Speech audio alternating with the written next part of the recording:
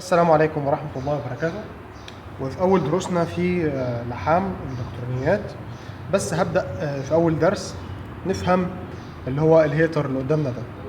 طبعا أول حاجة هنا أنا هخش في شرح على طول عشان ما تزهقش مني ولا أطول في وقت الفيديو. أنا أديك الملخص المفيد للهيتر.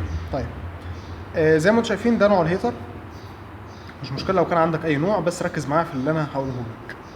اول حاجه هنا هتلاقي مكتوب هنا الهيتر، وده بتقدر تتحكم في درجه الحراره بتاع الهيتر نفسه، تتحكم في درجه الحراره. هنا الاير هنا اير بيطلع الهواء او اقصى يعني دفع للهواء اللي بيطلعه الهيتر ده. هنا عندك هنا مكوه اللحام.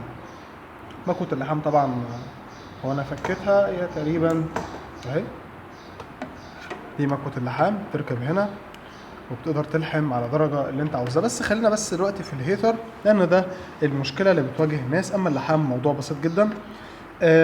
لما اجي اظبط الهيتر بظبطه ازاي؟ انا اول حاجة بشغل الهيتر زي ما انتم شايفين هنا، ده زر التشغيل بتلاقي كله على الاصفار، هنا الصفر وهنا الصفر. طيب انا بعمل ايه؟ بروح عند الهيتر اخليه اخر حاجة، بس انزله درجتين، اخليه تاني اخليه اخر حاجة اهو، بس بنزله درجتين اهو، درجتين بالظبط او درجة، مفيش مشاكل. طيب هطفي تاني. بالنسبة هنا للهواء انا بطلع قد ايه؟ انا يفضل ان انا اخليها عند 6 لو كنت بستعمل الخانة الاوسع، عفوا اقل من 6 لو بستعمل الخانة الضيقة اللي انت شايفها دي. في طبعا بتبقى درجات واشكال زي ما انت شايف هنا، دي احجام، في الواسع وشوية والاوسع منه شوية، وفي الضيق خالص. ده بنستعملهم، اقول لك هتستعملهم في ايه حالا. بس انا لما اجي حابب اظبط الهيتر بظبطه على حسب الفتحه بتاعه الهيتر نفسه. يعني مثلا دي ممكن اخليها على 4 يبقى كويس قوي. لو على المستوى ده ممكن اخليه 6 وكويس قوي.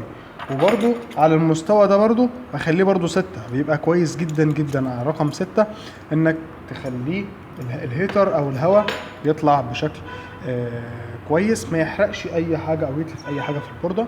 ده زي ما انا قلت لك 4 أو 5 او بين 4 و5، مفيش مشاكل. يبقى احنا كده بدأنا اتكلمنا على شرح الهيتر ده، وان شاء الله في الفيديو اللي جاي هقول لكم ازاي تفك او تلحم بالهيتر وتفك منه ترانزستورات او تفك منه الايسيهات بتاع البوردة، سواء كان كمبيوتر او تليفون. تضغط على زر الاشتراك في القناة وتفعل زر الجرس وعشان يوصلك الفيديوهات اول باول. اشوفكم الحلقة الجاية، السلام عليكم.